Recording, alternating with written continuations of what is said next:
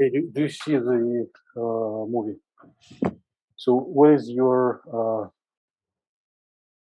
okay, let's just watch and develop an I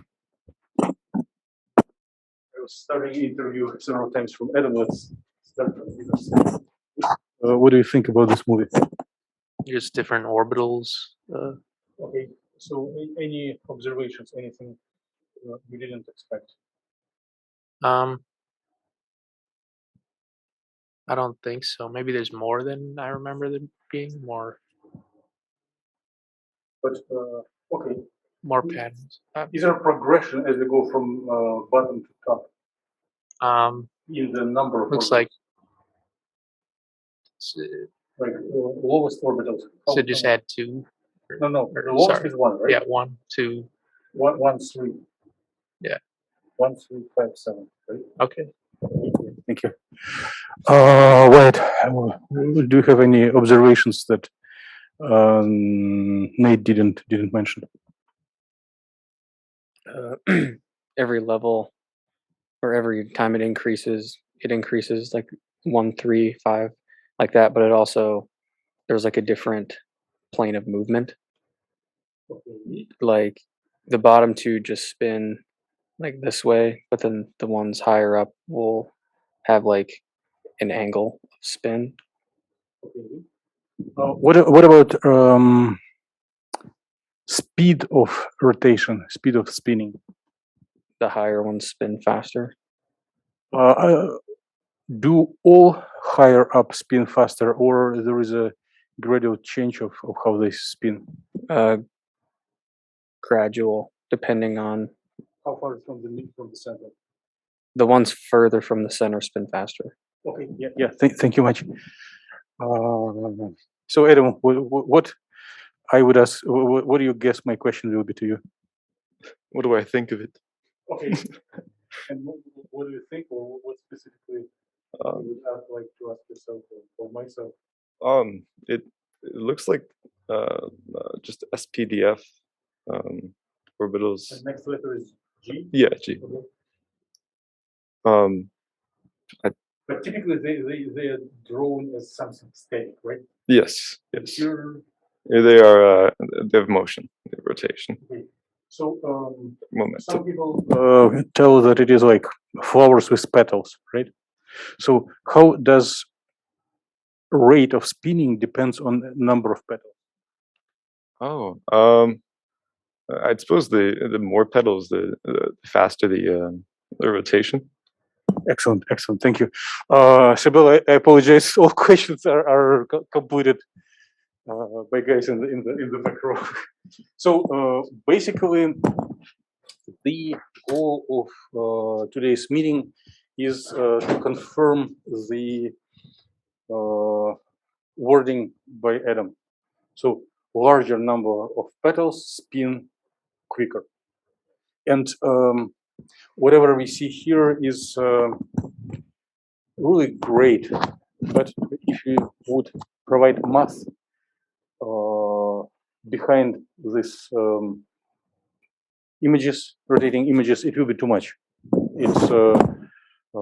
It's doable. You already have enough mathematical background, but then we need at least 1 month or a couple of weeks more.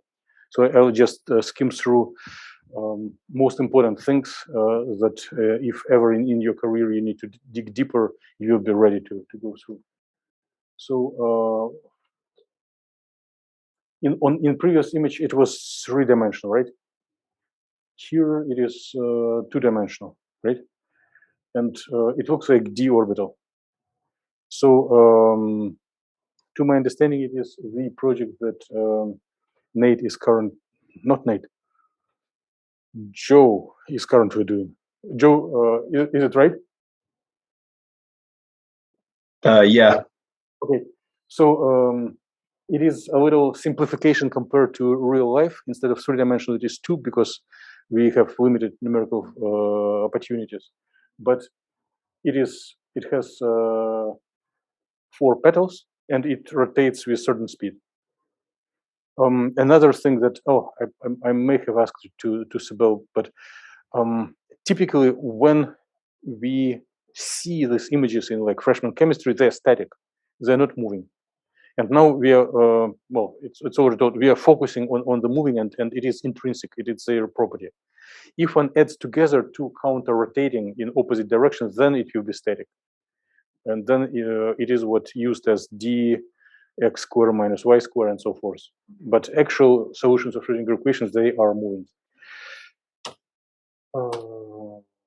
So eigenstates of angular momentum. Yeah, here is your thing, and I'll take it creatively. Some of you do not change initial temperature and momentum. Some of you change other parameters, but general pattern is applicable. So last time we started working on either rigid rotor of diatomic molecule or electron around the nuclei. With angle, it accumulates arc length. And if we set up wave function depending on distance from center and angle in polar coordinates, and we want to explore how wave function is changing in respect to the we practice this. Is it possible to use chain rule, or it is different word?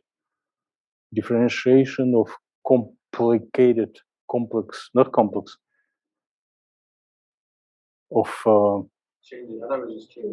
change variables. Okay, differentiation by change of variables. And if we temporarily assume that radius is not changing, then it will be derivative over arc length will be same as derivative over angle, but divided by this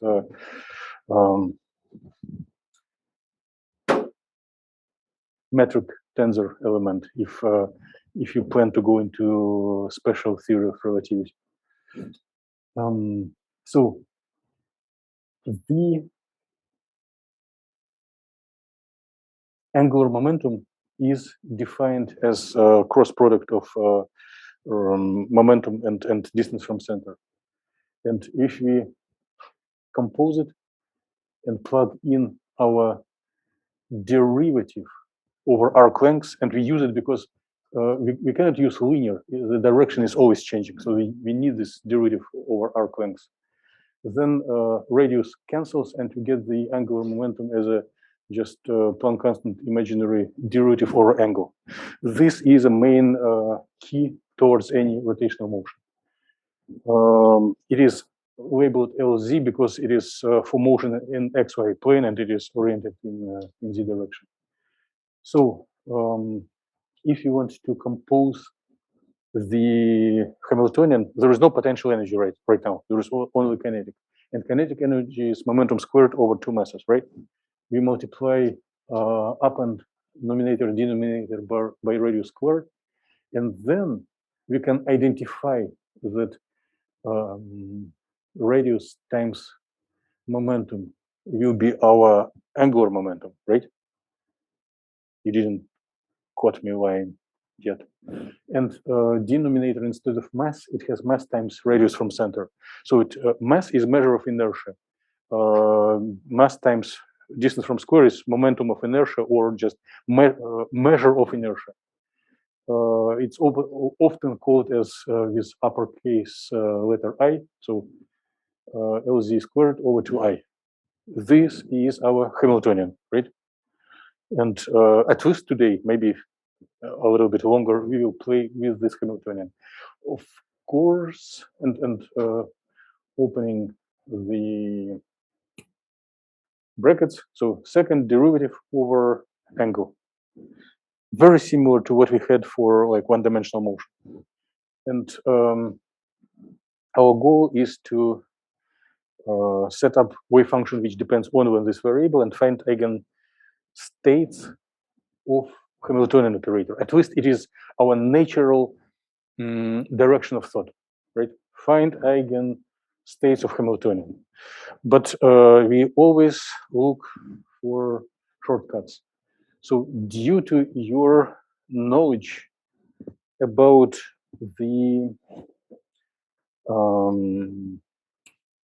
Heisenberg equation of motion, we know that if an operator commutes with Hamiltonian, then it doesn't change over time. And there is another aspect. If the same theorem can be converted logically in the following statement. If an operator commutes with Hamiltonian, then they share the same set of eigenvalues. Make sense? It was yes, no, more or less. My brain was, when I was in undergraduate studies, was rejecting this statement. I didn't like it, but it is based on this. So if Hamiltonian, if energy doesn't change over time, due to this equation, another variable also doesn't change over time, therefore their states are shared. Now, our Hamiltonian is based on LZ squared, right? An operator commutes to any power of itself, right? So LZ commutes with LZ squared. Now, LZ squared commutes with Hamiltonian, and LZ also commutes with Hamiltonian. So if I didn't make any errors in this logical stream, then by finding eigenvalues of LZ operator, we will immediately learn eigenvalues of Hamiltonian operator, because they share the same set of eigenvalues. In the past, we did a similar thing. For the free space, we found eigenvalues of momentum operator. Then maybe I didn't declare it, but since Hamiltonian and momentum did have the same eigenvalues, we just plugged eigenstates. We plugged eigenvalues of momentum into Hamiltonian and found the dispersion, found the spectrum of states. So we are going to practice the same ideology. So let's just find eigenvalue problem for the angular momentum LZ operator. So operator, unknown function, eigenvalue, unknown function. And just for comfort, we can divide left and right by h bar.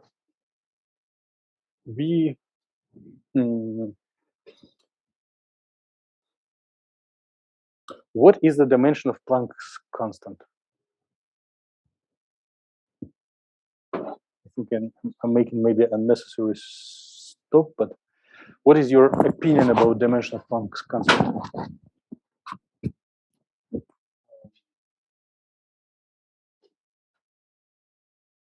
Sibyl, I'm going to approach you while I'm walking. You can think. In the plane wave, we had e to the power IR, IRP, momentum times. On the other hand, power of exponential in this Bohr or whatever Louis de Broglie is action. So action, R times P, angular momentum. So repeat the question, sorry. So what is the dimension of Planck constant?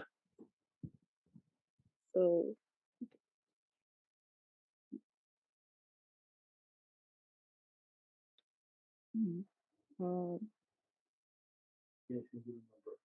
that's what I'm trying to.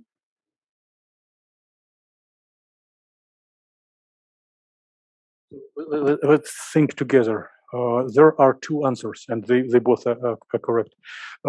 Typically, when we do evolution operator, we have e to the power I h bar t time divided by Planck constant, and power of exponential must be dimensionless. So h times t, energy times time, and Planck constant are of the same dimension. Would you agree? So what's the dimension of Planck constant? Energy times the time. Time. Okay, good. And thank you, Sibyl. And when we did, I'm making second circle, when we studied plane waves, right? We also had this position times momentum divided by Planck constant in the power of exponential. Do you remember it? Okay, But if you accept it as my word, and we accept that power of exponential must be dimensionless, what is other way to say dimension of Planck constant is?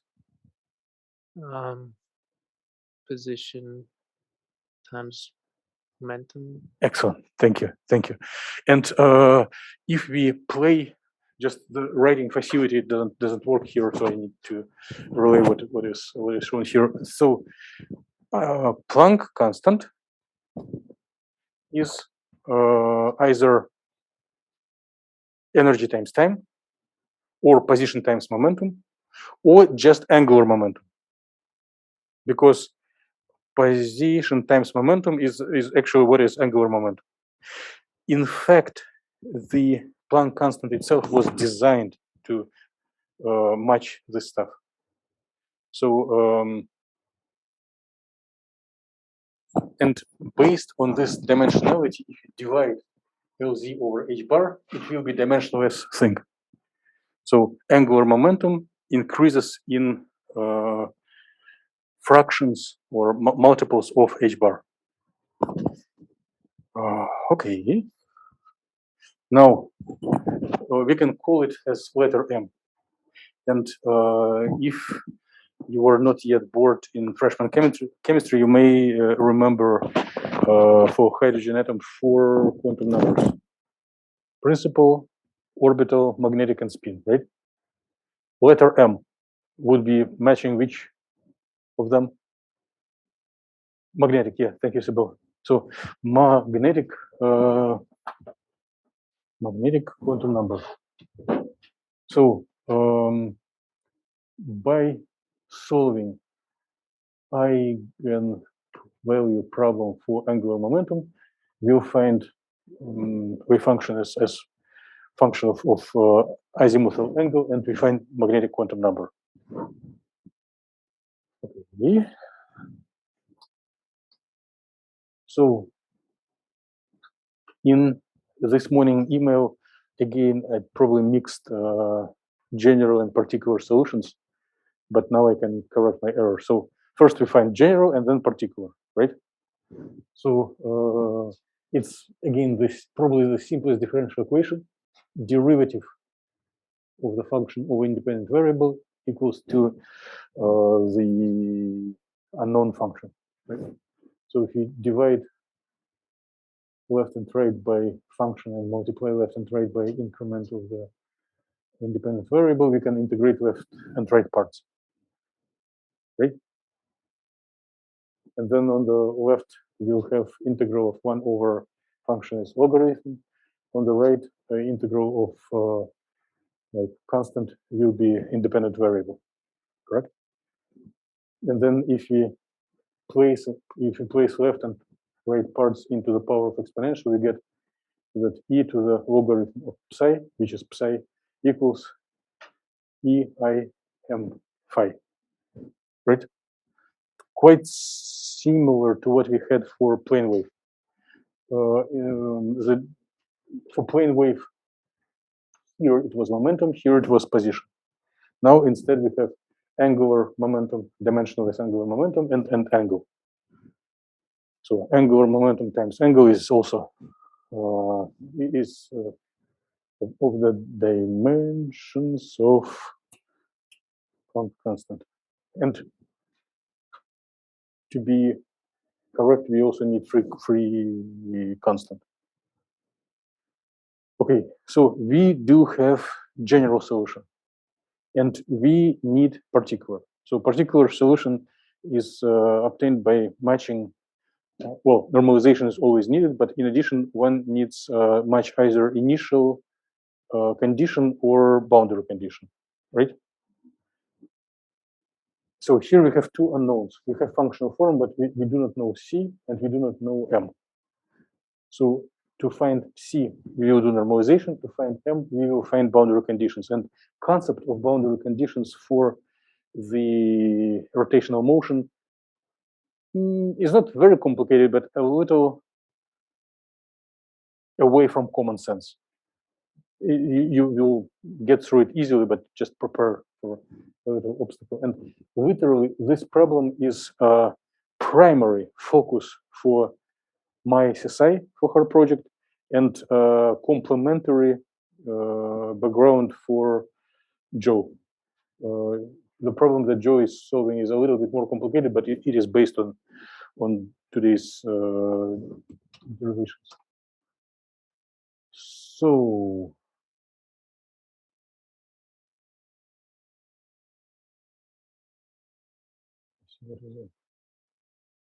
okay, so normalization. Wave function times itself must be equal 1, right? So conjugated, non-conjugated, this exponential cancels each other, it will be 1. And the function is defined on the area of definition from 0 to 2 pi, right? So we need to just integrate constant from 0 to 2 pi. So it must be equal to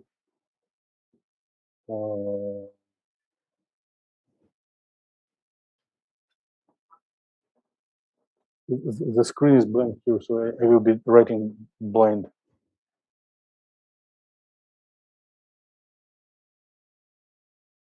So here we should have c squared. I'm correcting what was missed. So c squared times 2 pi must be equal 1, right?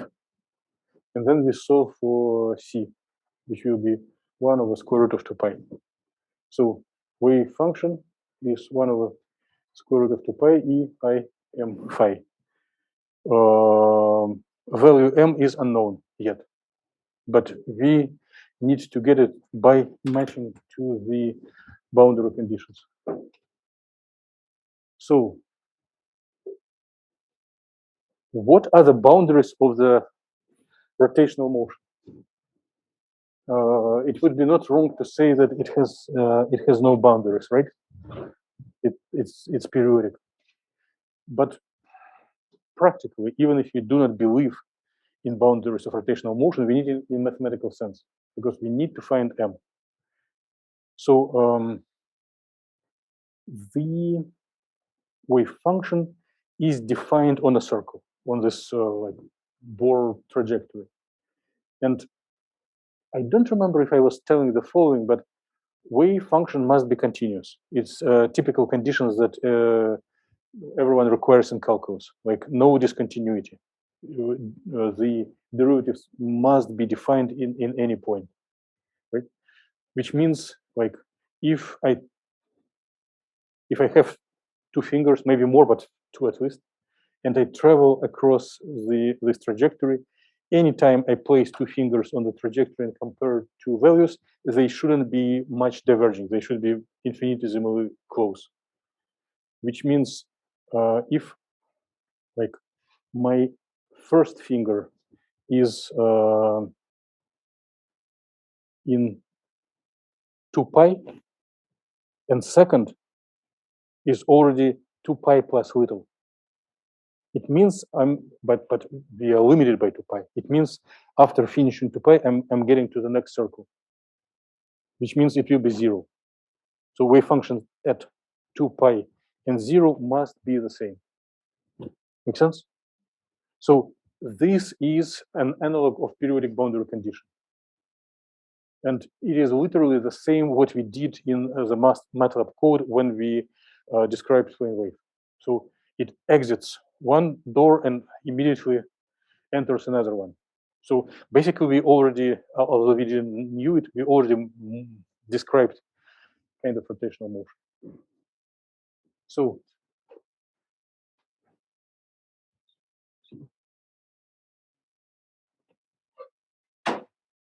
wave function at angle phi must be equal wave function at phi plus 2 pi, right?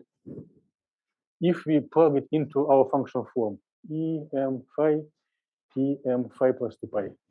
So e to the power I m phi on the left and right can be cancelled, right? And then we have an equation 1, and then ei 2 pi m. So what are the solutions of this equation? How would you solve it?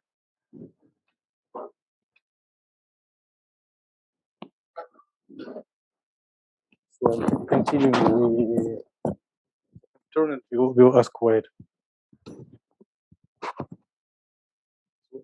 Any solution you can get from the top of your head? Solving for m. Yes.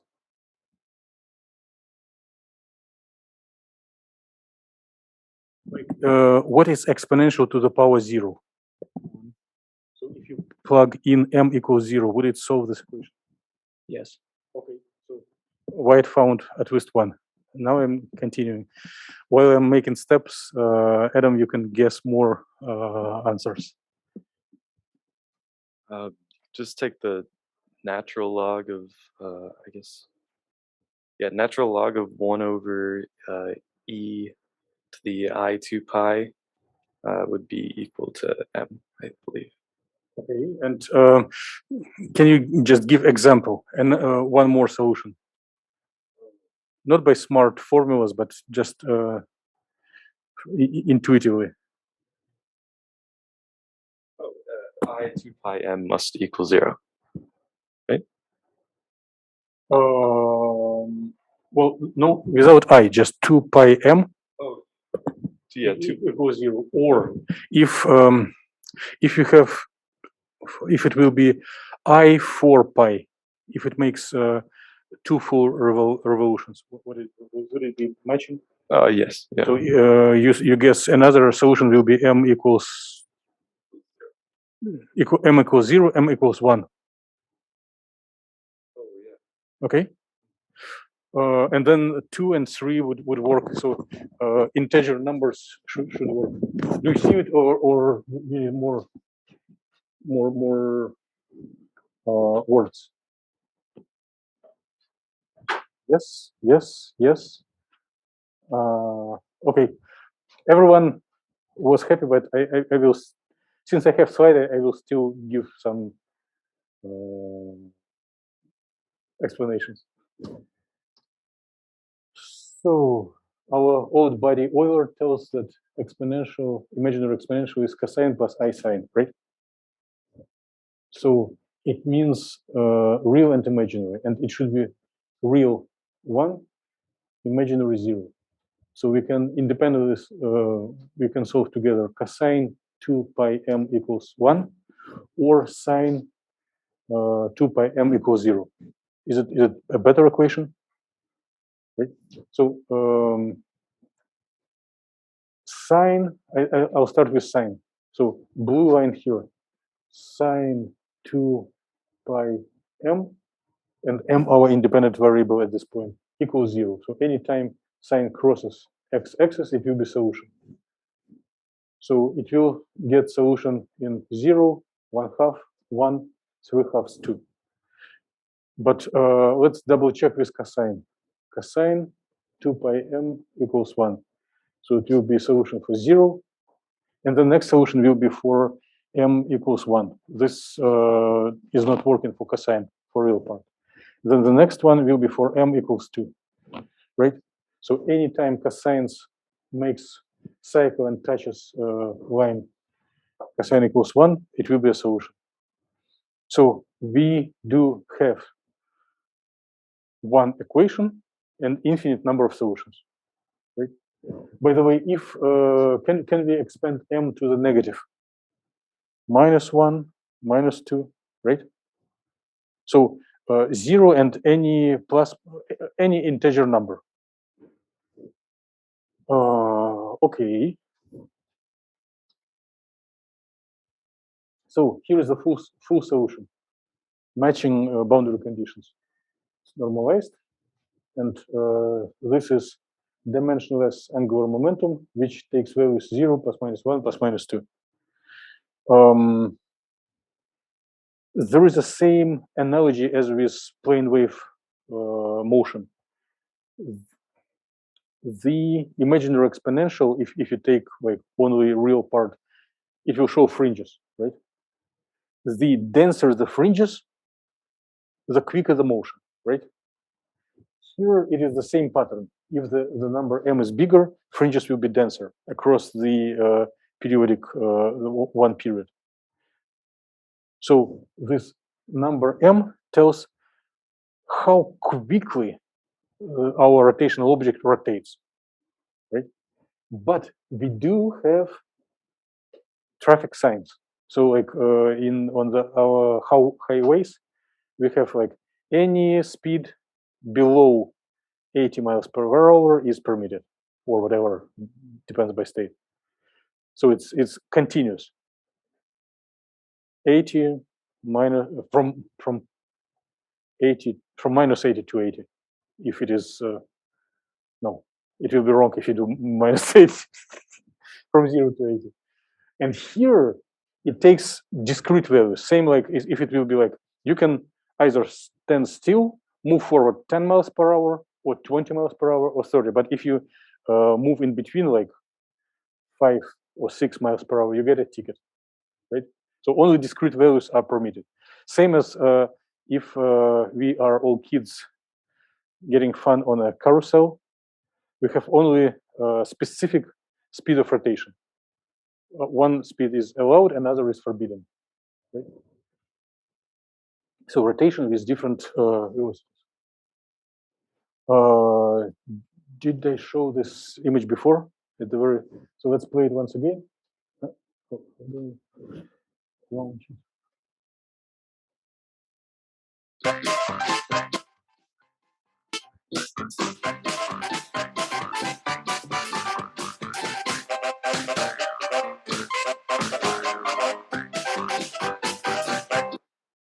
So the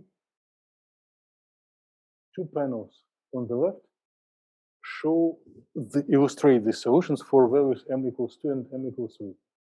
The plotting is done in respect to this double line.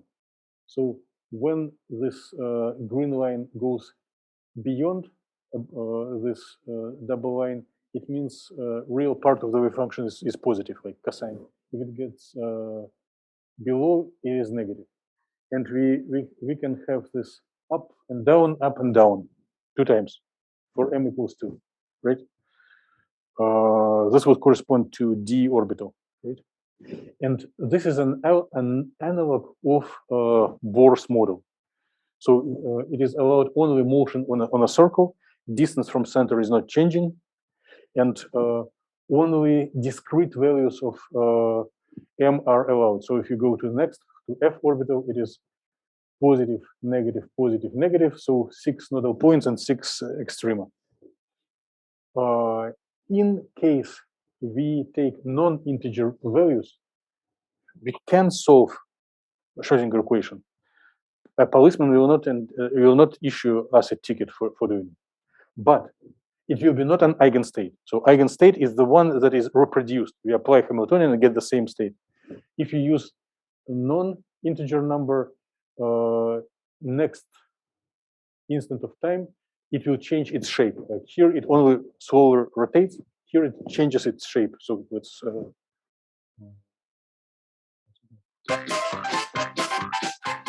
So you see, it has ugly shape and it changes over time. My CSI, if you're watching, it is very much related to your project. You will do, or you're already doing this one, times magnetic field, which will offset energies based on the magnetic field. Okay. So let's make attempt to connect these things to real life. Here is our dimensionless values of angular momentum.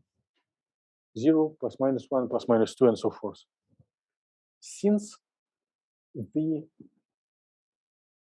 Hamiltonian and angular momentum operator for this rigid rotator, two-dimensional rigid rotator, since our Hamiltonian is expressed as a second power of this angular momentum, we can simply take eigenvalues of angular momentum, which will be this integer numbers times Planck constant, and plug them into the Hamiltonian, right? So it will be m squared h bar squared over 2 inertia, which means it will be this red circles, red points, which fit a parabola. So rotation forwards and backwards with the same pace has the same energy. Therefore, there will be degeneracy number equals 2. Ground state is 1, degeneracy 1, and all others have degeneracy 2. Yes? So neither myself nor you were lying. We did everything absolutely correct. But this model is simplified in several aspects. So it corresponds to rotation in a plane. But in addition, it is, so it's like two-dimensional rotation. In addition, it doesn't allow, here we are not allowed to change radius. It is fixed. And if we are speaking about diatomic molecules for raw vibrational spectroscopy, we can accept the radius is not changing. But if it is like molecule in a free space, it will make three-dimensional rotations. If you are speaking about like hydrogen atom, even if we do some exotic universe where there is only 2 dimensions, the radius will change. If it moves quicker by centripetal and centrifugal force, the radius will will also depend. So our model is like spherical horse in a vacuum. It has limitations, but it is really cool for understanding because it provides, it's absolutely solvable in like a couple of lines. But if we slowly go to a real life, energy now, and if we make dimensionless, it will be like m squared. If you go to a real life where rotations can happen out of plane, this is a really cool problem that is solvable, but I have a scene of skipping it from the class program just to fit it in place. There, these rotations will be, which have out of plane, will be indexed not by one magnetic quantum number, but with additional angle orbital quantum number. Right? And the energy of rotations will be not a square of angular momentum, but it is like provable by solving by total angular momentum by angular momentum plus 1 in the dimensionless things. You can accept it because in previous slides we have m times m squared. Here it will be almost the same, but here you have plus 1. So it's I cannot do anything with it. It's math. If you allow additional rotation in plane and out of plane, it is what happens. And another feature, if we scan through different values of total angular momentum and scan different values of magnetic quantum number, there will be different degeneracy. So for total angular momentum 0, it's non-degenerate. For total angular momentum 1, before we had, it was double degenerate. For rotations out of plane, we get additional states where it doesn't rotate. Magnetic quantum number is 0, but total angular momentum is fixed.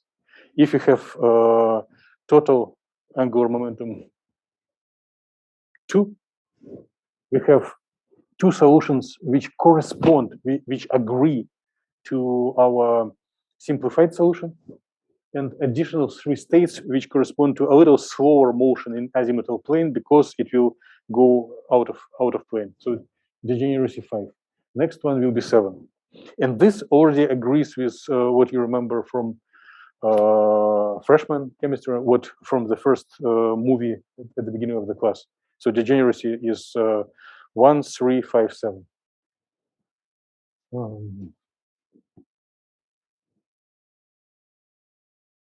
So here I will quickly show some examples of three-dimensional rotations without math, only as examples. So we give up all our math skills from this class and return to the level of freshman chemistry just to visualize a situation with images. So total 4, angular momentum 4, which will be letter like S, P, D, F, G. There are solutions which have absolutely no motion along azimuthal angle, only rotations out of plane. And then as we rotate out of plane by angle theta, we have nodes, lobes, and these nodal planes or surfaces. So plus, minus, plus, minus, plus. If we keep the same angular momentum, but get an increase in magnetic quantum number, it starts, in addition to the structure, it gets nodal plane in this xy plane, right? Plus, minus, plus, minus. If you go keep same angular momentum but increase magnetic, it gets more along in the plane. And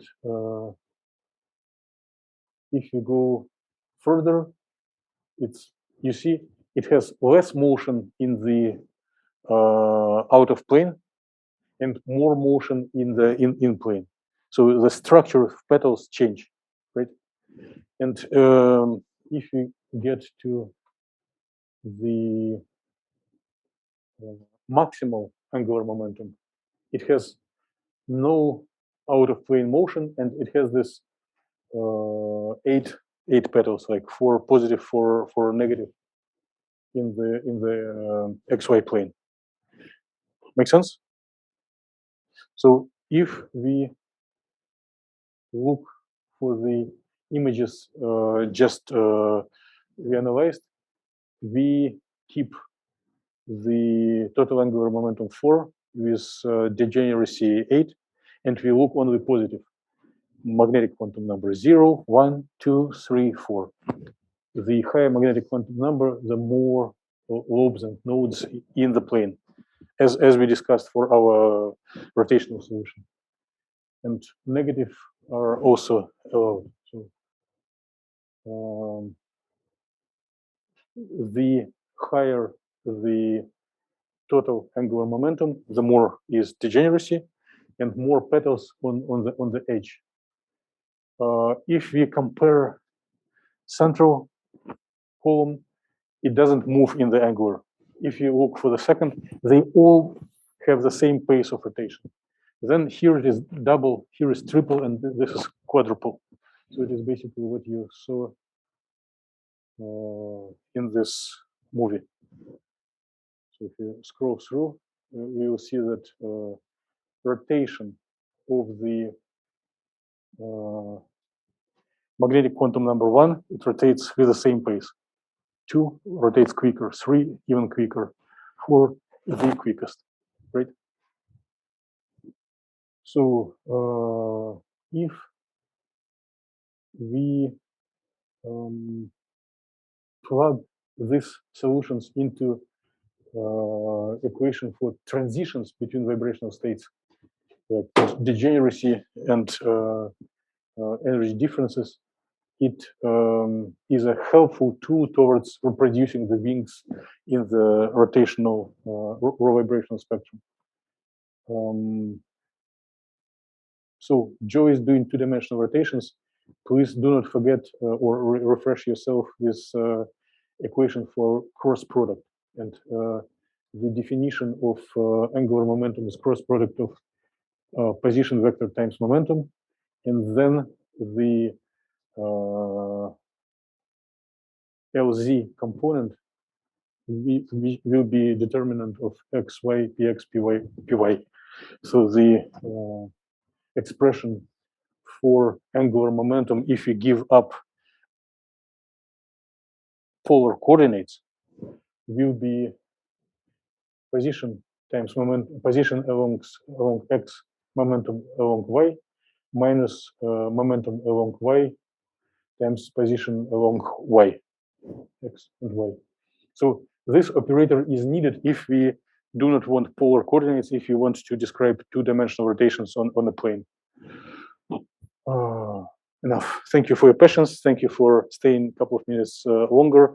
Any questions are very welcome now or by emails, and we'll see you on Monday 2 times. Right? Yeah. Have a nice weekend. Everyone is welcome to disconnect and depart.